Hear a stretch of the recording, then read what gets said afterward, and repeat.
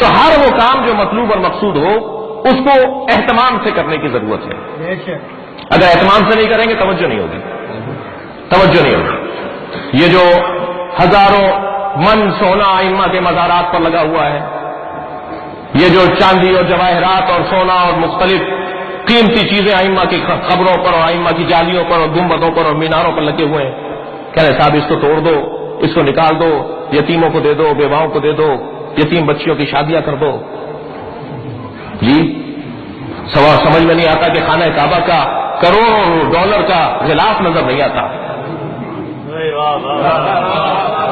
جو جواز اس کا ہے وہی جواز اس کا ہے. اس لیے کہ جو مراکز دینیہ ہوا کرتے ہیں انہیں شان سے ہونا چاہیے، انہیں اہتمام کے ساتھ ہونا چاہیے. اور پھر یہاں سے کم کر کے کیوں دے دیں؟ ذرا ارادہ تو کرو، اللہ وہاں بھی برکت عطا کرے گا. عزاداری میں کمی نہیں ہوگی، مجلس میں کمی نہیں ہوگی، تبرک میں کمی نہیں ہوگی. اور الحمدللہ یہ بات وہ آپ سے کر رہا ہے جو یہ مشق کر چکا ہے. بھائی مجھے تو الٹا بولنا چاہیے، میرے ادارے چل جائیں. خبردار جو عزاداری سے کمی ہو، کسی یتیم کو نہیں چاہیے حسین کی عزاداری سے کم کر کے. وہ یتیم سکون سے رہتا ہے جو مجلس کو شان سے دیکھتا ہے، جو عزاداری کو اہتمام سے دیکھتا ہے وہ بیوہ زیادہ سکون سے رہتی ہے. لہذا یہاں سے کوئی کم نہیں ہونا چاہیے، یہاں جتنا ہو رہا ہے اس سے بڑھ کر ہونا چاہیے. کیوں؟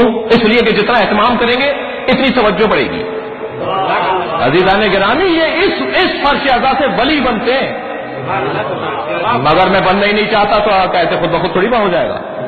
اس کے لیے مجھے اپنے آپ کو مٹانا پڑے گا، اپنے آپ کو گرانا پڑے گا. عراقیوں سے سیکھنے کی ضرورت ہے،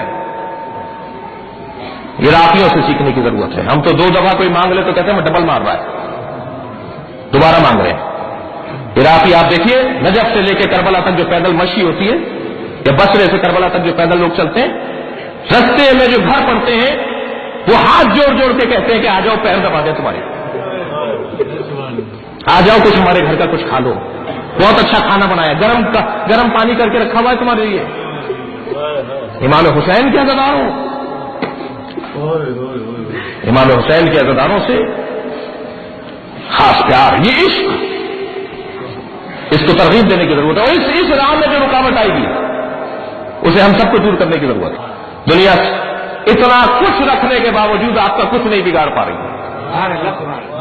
وہ کیا ہے؟ وہ یہ عزاداری کی روح ہے، یہ گریے کی آوازیں ہیں، یہ ماتم کی صدائیں ہیں، یہ نوحہ خوانی ہے، یہ سوز خوانی ہے، یہ عزاداری کی رسمیں ہیں. حضرت آیت اللہ خمینی فرماتے ہیں اپنی عزاداری کو سنتی انداز سے منعقد کرو. جب انقلاب اسلامی ایران کامیاب ہو گیا تو طرح طرح کی باتیں ہونے لگی کہ فلاں کی وجہ سے کامیاب ہوا، فلاں کی وجہ سے.